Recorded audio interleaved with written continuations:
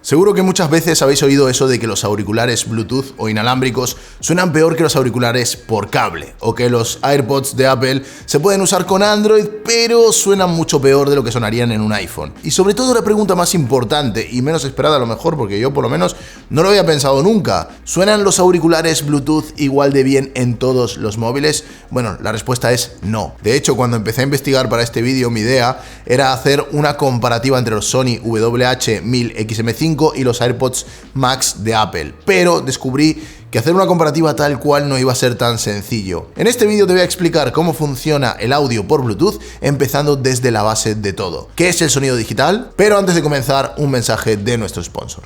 Zurich Clink es el seguro para móviles y dispositivos electrónicos que puedes activar y desactivar cuando más te convenga. En otras palabras, es un seguro on demand.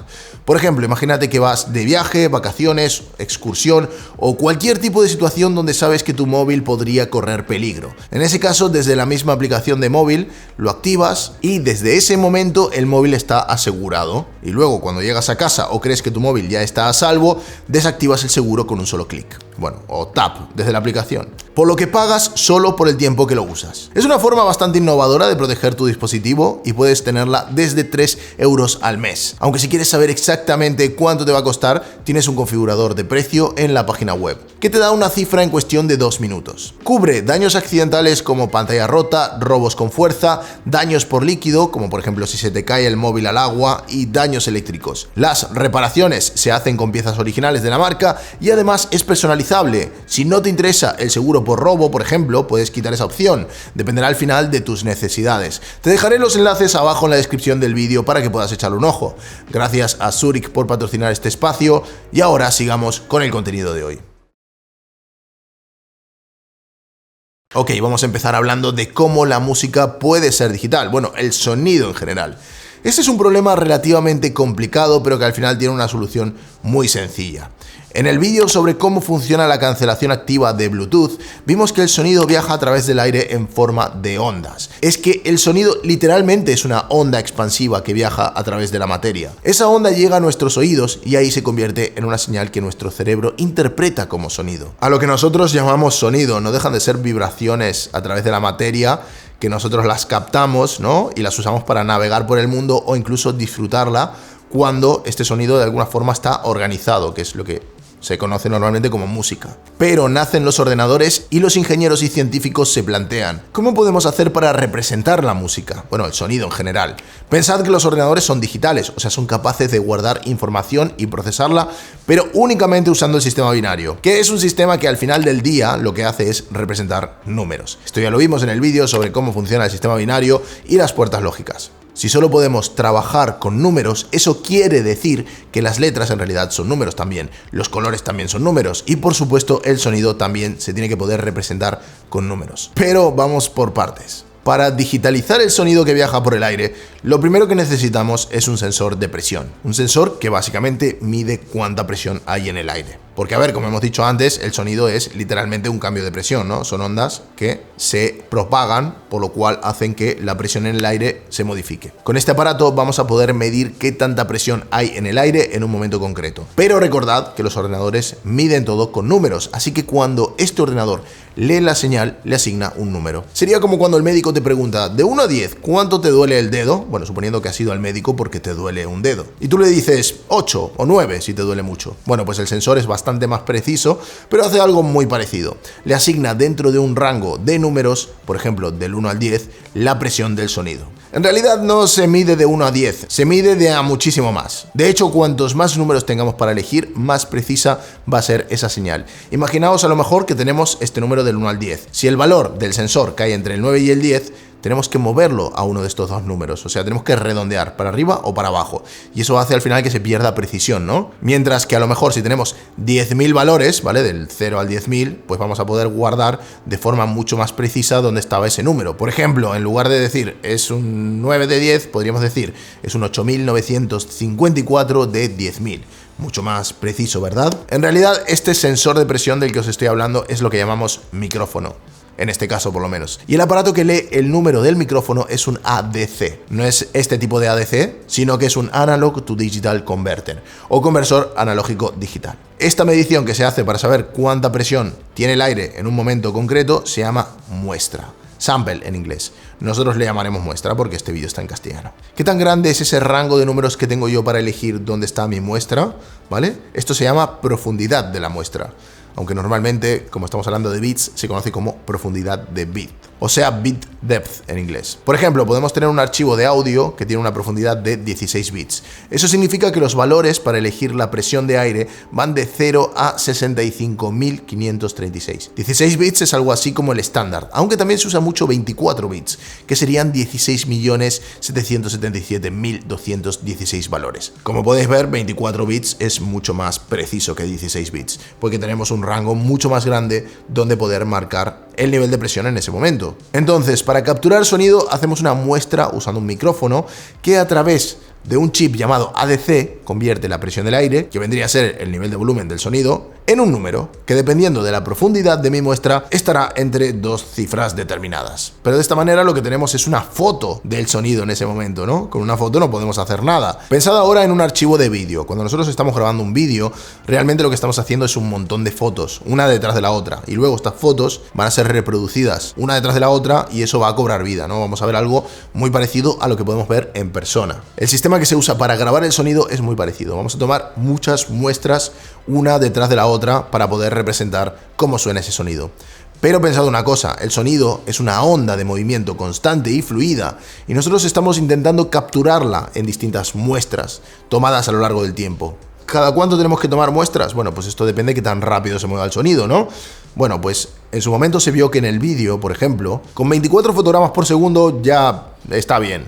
30 son mejores y 60 ya geniales, pero normalmente sobre las 30 imágenes por segundo tenemos una buena experiencia visual. En el sonido esto es bastante distinto. Las ondas del sonido las podéis imaginar como las olas del mar. Las olas del mar vienen y van, tienen un pico de altura y luego bajan, ¿no? Pues este ir y volver cambia según qué tan grave o qué tan agudo es el sonido que escuchamos. Por ejemplo, un sonido grave gira los 125 y 250 hercios. O sea, estas olas oscilarían entre 125 y 250 veces a cada segundo. Los medios entre 500 y 1000 y los agudos pueden llegar a 20.000. El oído humano puede escuchar entre los 20 y los 20.000 hercios, o sea, sonidos que vienen y van entre 20 y 20.000 veces por segundo. Esto quiere decir que para capturar bien una onda de sonido que oscila 20.000 veces por segundo, tenemos que tener por lo menos el doble, o sea, 40.000 muestras por segundo, o eso por lo menos dice la teoría. Vamos a ver cómo se aplica esto y por qué. Pongamos que esta línea representa el sonido durante un segundo. Los picos más altos son más presión, los más bajos menos. Si hacemos unas 10 muestras por segundo, vamos a tener únicamente 10 muestras para representar todo esto. Si estuviésemos en vídeos, estos serían 10 fotogramas a cada segundo. Con esas 10 muestras por segundo nosotros podemos reconstruir más o menos el sonido, pero a medida que estos sonidos se hacen más agudos, más veces oscilan y por eso necesitamos más muestras. Normalmente para grabar sonido se suele usar la frecuencia de 44,1 kHz. Esto significa tomar 44.100 muestras a cada segundo, que son muchísimas. Pero bueno, es lo que hace falta para pillar bien incluso frecuencias de 20.000 oscilaciones. Y bueno, en conclusión, aquí tenemos dos conceptos muy importantes. Primero, la profundidad de la muestra, la profundidad de bits, que es qué tan grande es este rango de números que usamos para medir la presión del aire cuando el sonido llega al micrófono.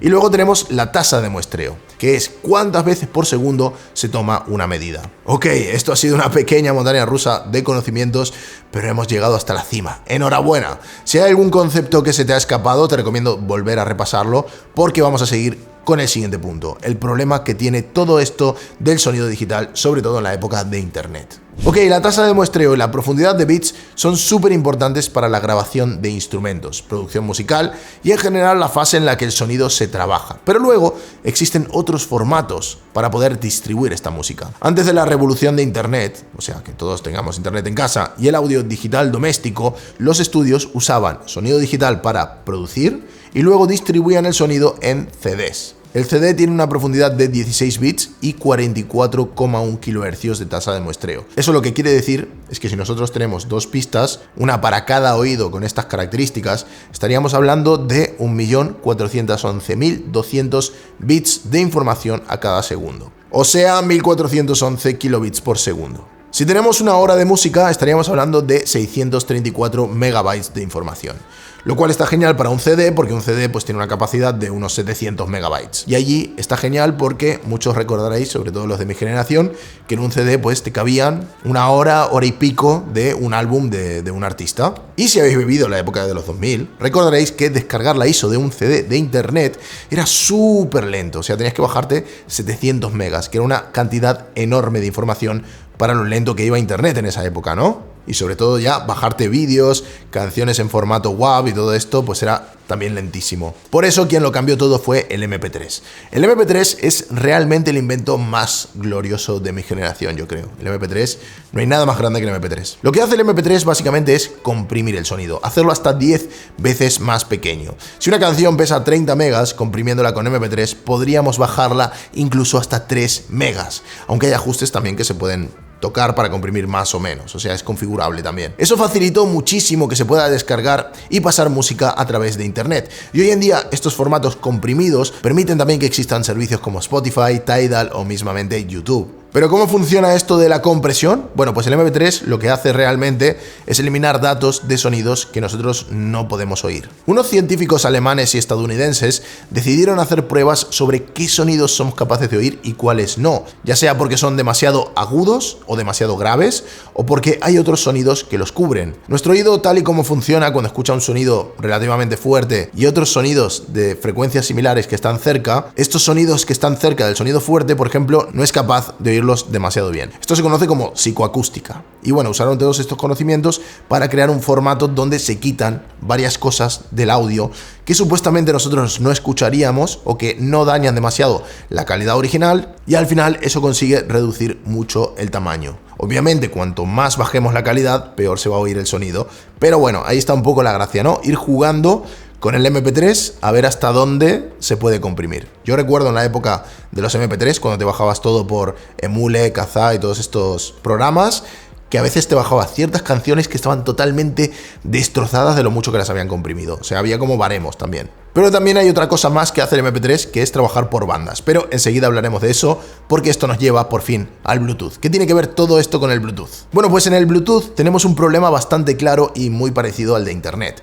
Si reproducir un CD significa leer a 1411 kilobits por segundo, o en megabits, 1,411 megabits por segundo, para escuchar en tiempo real una canción por Bluetooth con calidad de CD sin pérdidas, necesitaríamos tener como mínimo 1411 kilobits por segundo de transmisión de datos, ¿no? Usando Bluetooth. Y ni aún así, porque en Bluetooth el audio se manda en paquetes, y esos paquetes tienen una parte de datos que son información sobre de dónde viene, cuál es el orden y otro tipo de cosas importantes para que la transmisión funcione de forma correcta, ¿no? La teoría dice, por ejemplo, que en Bluetooth 5 tenemos hasta 1,3 megabits de transferencia de datos de forma efectiva. Esto ya quitando la burocracia y todo, ¿no? 1,36 sería lo que tú podrías llegar a utilizar, ¿no? De ancho de banda en condiciones óptimas. Condiciones óptimas como sin interferencias, señal perfecta, con un hardware muy bueno.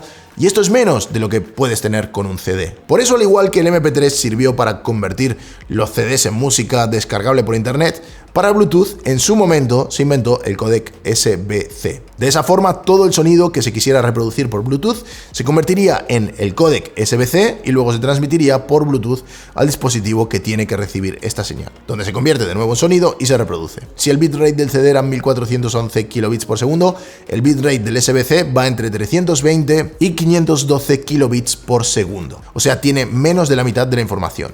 SBC, por cierto, está basado en MP2, que es la versión anterior del MP3. Y SBC significa literalmente Subband Coding, o sea, codificación de subbandas. Y es una técnica muy inteligente, que por cierto también se usa en el MP2 y en el MP3. La idea aquí es que no todos los sonidos necesitan la misma definición para que suenen bien. Hay algunos que serían más importantes que otros. Por ejemplo, la banda de frecuencias que se asemeja más a la voz humana tiene que tener más definición, y los sonidos más agudos, que a la mayoría de gente le cuesta más distinguirlos entre ellos o apreciar la precisión, o por ejemplo los graves, pueden ser menos precisos y tener menos calidad. Para aprovechar esto, lo que se hace es dividir el sonido en varias bandas, y a cada una de estas bandas le vamos a asignar una calidad distinta, un bitrate distinto y una compresión distinta. Esto, como podéis imaginar, modifica y hace perder bastante la forma al sonido respecto a lo que era originalmente, pero ya está diseñado de manera que se note lo mínimo posible. A ver, idealmente, lo ideal sería reproducir el sonido tal y como es, sin pérdidas, sin quitar nada, sin cortar nada, sin bajar la calidad, pero es que literalmente no hay suficiente ancho de banda para hacerlo.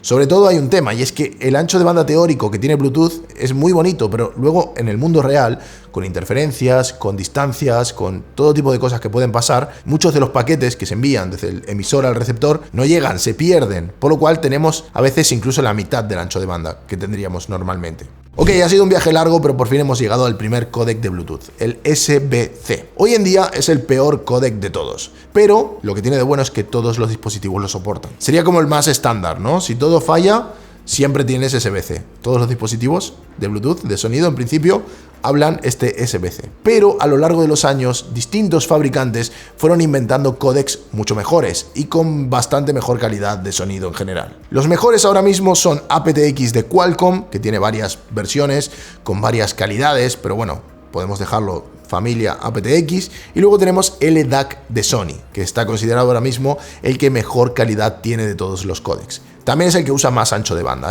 Entonces la guerra está principalmente entre aptX y LDAC.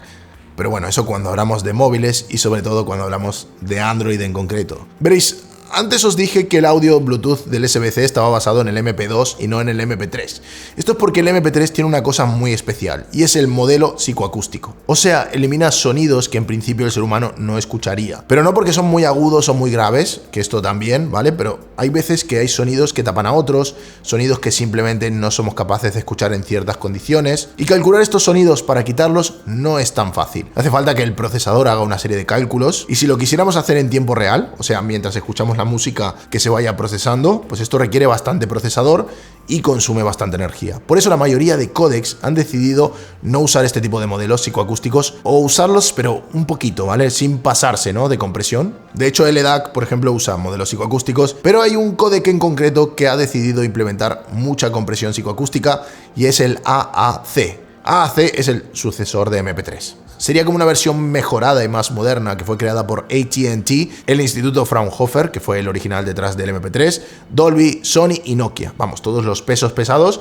Y hoy en día es popular sobre todo por dos cosas, porque realmente no triunfó demasiado, ¿vale? Pero hoy en día sí que, gracias a dos puntos muy interesantes, es súper popular. El primero es que es el formato que decidió usar YouTube para el audio. Y el segundo es que es el formato que Apple decidió usar para todo su ecosistema, empezando por iTunes, Apple Music, y luego cuando llegó el momento de implementar música por Bluetooth en el iPhone, también usaron la versión Bluetooth de AAC para el iPhone. AAC, gracias a los modelos psicoacústicos, puede transmitir mejor calidad de sonido que SBC usando la misma cantidad de datos por segundo, o sea, el mismo ancho de banda, pero tiene un precio, y es que, como os decía antes, hace falta más trabajo del procesador para quitar todas esas frecuencias que se descartan. Es un cálculo que tiene su complejidad. Por eso en Android decidieron tener una versión muy básica de AAC, que hace una compresión básica que sacrifica bastante la calidad de sonido, pero que gasta menos batería del smartphone. Y a la vez apostaron por Qualcomm, Sony y otros códecs comerciales que cada marca de móvil decide usar o no. Esto es porque tú, como fabricante de móvil, Android, ¿no?, para poder usar estos códecs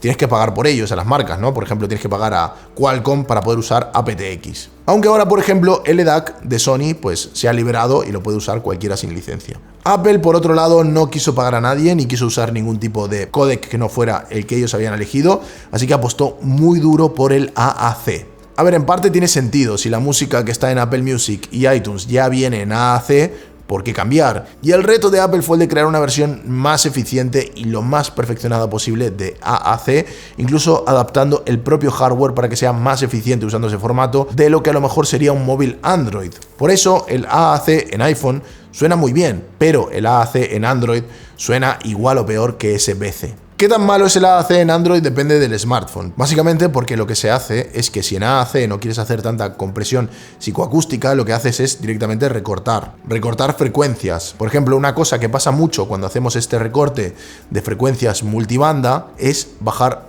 mucho las frecuencias agudas, o sea, perder mucha definición en la parte de los agudos. Tanto es así que aquí estáis viendo una tabla comparativa. Y esto es algo que pasa en todos los auriculares Bluetooth. Y es que pierden mucho entre los 15.000 y 20.000 hercios, que es un poco la parte más alta de los agudos, ¿no? La parte esa, la franja superior, que sería ya el límite de lo que el ser humano puede escuchar. En cualquier caso, si os fijáis en este gráfico, estamos viendo un iPhone 7 que sí que pierde algunas frecuencias, tendríamos aún los sonidos por los 19.000 hercios, mientras que si nos vamos a Android la cosa empeora bastante, sobre todo ya si nos vamos al Huawei P20 Pro estaríamos por debajo de los 15.000 hercios. O sea, todo lo que está por encima de los 15.000 hercios no se escucharía. Ahora, si nos movemos a Android, la batalla está claramente entre aptX y LDAC. Ahora mismo LDAC consigue la tasa de datos de 990 kilobits por segundo, que es la más alta de todas, sigue siendo menos que un CD, pero gracias a la compresión por bandas se consigue un sonido bastante bueno. Una diferencia bastante notable entre el aptX es que aptX tiene 4 subbandas, mientras que LDAC llega hasta las 16. Aunque también aptX está trabajando en un formato sin pérdidas. Y bueno, esto es una guerra al final, ¿no? Una guerra de a ver quién consigue el sonido lo mínimo comprimido posible, con la mínima pérdida de información posible, pero que suena mejor. Y ahora, entendiendo todo esto, esto nos lleva a plantearnos varias cosas. Por ejemplo, toda la gama de AirPods de Apple soportan AAC y no soportan ni aptX ni LDAC. Por lo cual, cuando los usas en un móvil Android, vas a usar AAC, ¿vale? Ese es el motivo por el cual unos AirPods suenan peor en Android, porque el AAC en Android es un códec que está olvidado, que no han querido seguir dándole continuidad, ni mejorándolo, porque hay otros códecs mejores que ya se pueden usar y que van a funcionar mejor. Por lo cual, los AirPods realmente solo te los recomiendo en el caso de que tengas un móvil de Apple, ¿no? Porque si no, realmente estás perdiendo calidad simplemente por nada, por usar un códec que no es el mejor, el más óptimo para escuchar esa música de esa manera. Por otra parte, los AirPods dentro de un iPhone suenan bastante bien. Y por otro lado, si nos vamos a los Sony, los auriculares de Sony que os mencionaba al principio del vídeo, estos auriculares son fantásticos, son de lo mejorcito que vais a encontrar ahora mismo en cuanto a auriculares Bluetooth. Pero ¿qué pasa? Que el mejor códec al que más partido le sacan es el LDAC. Y el LDAC no funciona en iPhone, solo funciona en ciertos móviles Android. ¿Qué significa esto? Que antes de comprar unos auriculares tienes que mirar primero qué móvil tienes, qué protocolos soporta, y por otro lado, qué auriculares quieres comprar y qué protocolos soportan. Por ejemplo, si tu móvil soporta aptX pero no soporta LDAC, pues fíjate siempre que los auriculares que compres soporten aptX, porque si no soportan aptX, muy posiblemente vayas a usar o AAC o SBC. Por ejemplo, muchos auriculares Bluetooth de AliExpress, de estos que cuestan nada y menos, pues directamente van con SBC, porque es un códec muy fácil, barato y rápido de implementar. Pero ahora hablando de verdad, ¿vale? Vamos a dejar de lado la teoría y os voy a contar yo mi experiencia. Yo, por ejemplo, sí que noto una diferencia cuando uso el códec LDAC con los auriculares Sony en un móvil Android. Sí que me parece que suena mejor. Y por otra parte, los AirPods también suenan mucho mejor en un iPhone, pero no sabría decirte cuáles de estos auriculares suenan mejor. Los dos suenan muy bien. Posiblemente, si quieres la mejor experiencia que se puede tener en cuanto a auriculares Bluetooth, lo mejor sea usar la aplicación Tidal, que tiene música en muy buena calidad, con muy buenos códecs, o Apple Music también, que también tiene muy buena calidad por encima de Spotify, con el LDAC en un móvil Android y unos auriculares Sony. Posiblemente ese sea el mejor sonido en cuanto a auriculares Bluetooth. Eso es lo que dice la teoría. ¿Por qué? Porque Sony al final son los mejores en Bluetooth, ¿vale? En audio Bluetooth, Sony pues tienen la supremacía, ¿vale? Con pruebas objetivas. Ahora, a la hora de la verdad, aquí pasan dos cosas. La primera, que el problema principal que tiene el Bluetooth es que gran parte de la compresión está en los agudos, en la parte más alta de los agudos, entre los 15.000 y 20.000 hercios. ¿Y qué pasa? Que mucha gente que tenemos 30 años ya no oímos entre los 15.000 y los 20.000 hercios. Literalmente la habilidad de oír esos sonidos se va perdiendo con los años. Entonces llega un momento que, dependiendo de qué edad tengas, ni siquiera tiene ningún sentido que te fijes en ese tipo de compresión de esas bandas tan altas, ¿no? Porque el ser humano al final con los años va perdiendo audición, ¿no? Cada vez escuchamos peor y peor y peor, y realmente llega un punto que por muy bien que suene, por muchas frecuencias que soporte, no lo vas a notar. Y luego, aparte de eso, hay un factor muy psicológico en el sonido, ¿vale? El sonido es muy psicológico. Yo te puedo decir que algo suena muy bien y a ti te va a sonar muy bien porque yo te lo he dicho, o simplemente por el precio que has pagado. Y muchas marcas también juegan con eso. En cualquier caso, lo que está claro es que el mejor códec que hay ahora mismo en el mercado es LDAC. A falta de ver el aptX Lossless cómo funciona, que supuestamente es un códec que sería un mejor, pero si tienes un iPhone, yo tampoco me preocuparía demasiado, ¿vale? El AAC creo que suena muy bien. Lo que sí te recomiendo es que no compres unos AirPods si tienes un Android. Ahí sí que la cosa empeora mucho, en mi opinión. Y lo que sí igual da un poquito poquito de rabia es tener unos Sony y no poder sacarles el máximo partido, aunque luego tampoco se nota mucho la diferencia, ¿vale? De los Sony en un Android y en un iPhone. O sea, no es eso que dices, wow, es que me cambian muchísimo los auriculares. No, o sea, realmente te tienes que fijar muchísimo, y también hay una parte de factor psicológico en todo esto. En fin, este ha sido un vídeo lleno de emociones. Espero que hayas aprendido mucho sobre sonido Bluetooth, que te haya aclarado muchas dudas, pero sobre todo que te lo hayas pasado muy bien. Y en fin, si te ha gustado este vídeo, ya sabes, déjame una manito para arriba, suscríbete al canal y nos vemos en el próximo vídeo.